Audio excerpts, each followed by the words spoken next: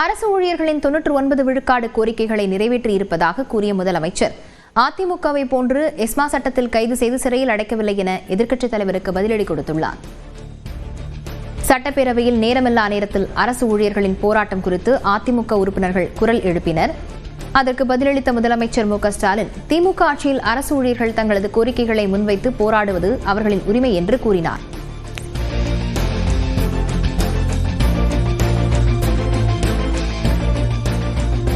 இருபத்தி 3 ஆண்டுகால பிரச்சனையை நாங்கள் தீர்த்து வைத்திருக்கிறோம். தீர்த்து வைத்தவுடன் அந்த அரசு ஊழியர் சங்கத்தை சார்ந்து இருக்கக்கூடிய பொறுப்பாளர்கள் எல்லாம் கோட்டையில் இருக்கக்கூடிய முதலமைச்சர் அறைக்கு இதுவரை வரலாற்று இல்லாத அளவிற்கு கோட்டை முதலமைச்சர் அறைக்குள்ளே எனக்கு இனிப்பு ஊட்டியது, நான் அவர்களுக்கு இனிப்பு ஊட்டிய காட்சியெல்லாம் நீங்கள் தொலைக்காட்சியில் பார்த்திருப்பீங்க.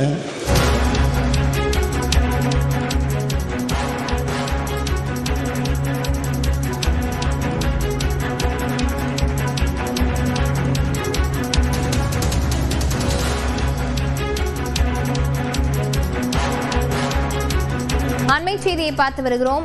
தமிழ்நாடு சட்டமன்ற தேர்தலில் போட்டியிடும் தாவேகாவிற்கு விசில் சின்னம் ஒதுக்கீடு செய்யப்பட்டிருக்கிறது. தேர்தல் ஆணையம் முன்னதாக தனிச்சின்னத்தை இன்று வெளியிடும் என தெரிவிக்கப்பட்டிருந்த நிலையில் தமிழ்நாடு சட்டமன்ற தேர்தலில் தாவேகாவிற்கு விசில் சின்னத்தை ஒதுக்கீடு செய்து தேர்தல் ஆணையம் தற்போது தெரிவித்திருக்கிறது. விவரங்களுடன் செய்தியாளர் செந்தில் ராஜா இணைந்திருக்கிறார்.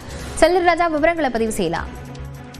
லாவண்யா, தமிழக வெற்றி கழகம் வருகிற சட்டமன்ற தேர்தலில் 234 தொகுதிகளிலும் போட்டியிடுவதற்கான ஆயத்த பணிகளை செய்து வருகிறது.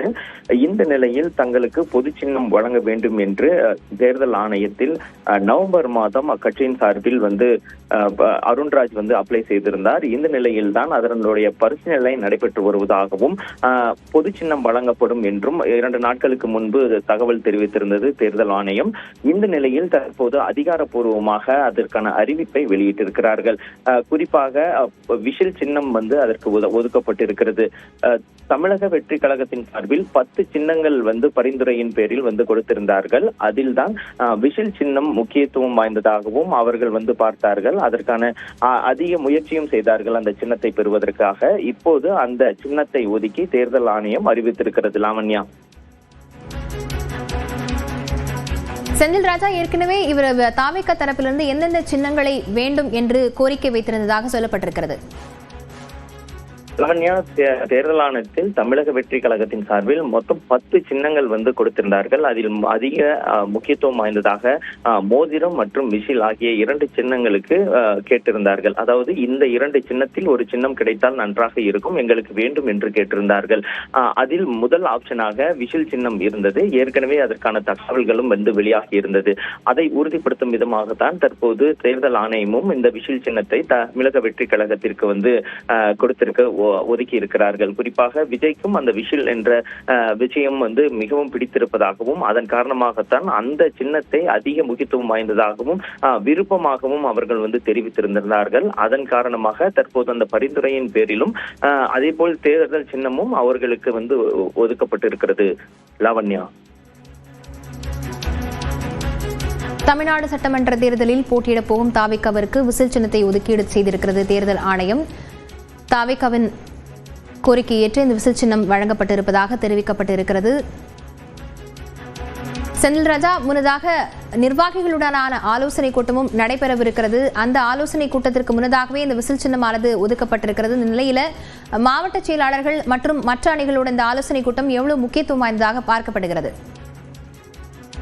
லாவண்யா, தேர்தலுக்கு தயாராகும் பொருட்டு இந்த மாவட்ட செயலாளர்கள் மற்றும் செயல் வீரர்கள் கூட்டத்தை தமிழக வெற்றி கழகம் ஏற்பாடு செய்திருக்கிறார்கள். அதற்கான அறிவிப்பும் சில மணி நேரத்திற்கு முன்பு வெளியிடப்பட்டிருந்தது அதிகாரப்பூர்வமாக. நேற்றே அதற்கான செய்திகள் வெளியாகி இருந்தாலும் கட்சியின் சார்பில் அதிகாரப்பூர்வமாக தற்போது அறிவித்திருந்தார்கள். இந்த நிலையில்தான் தேர்தலுக்கான அந்த சின்னமும் ஒதுக்கப்பட்டிருக்கிறது.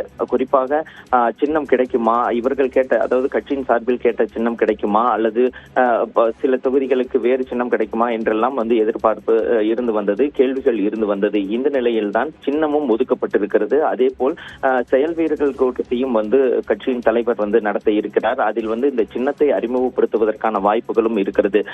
ஒவ்வொரு மாவட்ட செயலாளர்களும் அதே போல் சார்பு அணி நிர்வாகிகளும் அந்த செயல் வீரர்கள் கூட்டத்தில் வந்து கலந்து கொள்ள வேண்டும் என்று கூறியிருக்கிறார்கள். தேர்தலுக்கு இன்னும் சில மாதங்கள், அது 3 மாதங்களுக்குள்ளவே இருக்கிறது. இதன் காரணமாக அந்த வேலைகளை வந்து துரிதப்படுத்த வேண்டும், ஒவ்வொருவரும் எவ்வாறு செயல்பட வேண்டும், நிர்வாகிகளின் பொறுப்பு என்ன என்பது உள்ளிட்ட பல்வேறு விஷயங்களை அந்த செயல் வீரர்கள் கூட்டத்தில் வந்து கூற இருக்கிறார்கள். அதே போல் இந்த சின்னம், தங்களுடைய சின்னம் என்ன என்பதையும் அவர்கள் வந்து அறிமுகப்படுத்துவதற்கான திட்டமும் இருப்பதற்கான வாய்ப்பு இருக்கிறது.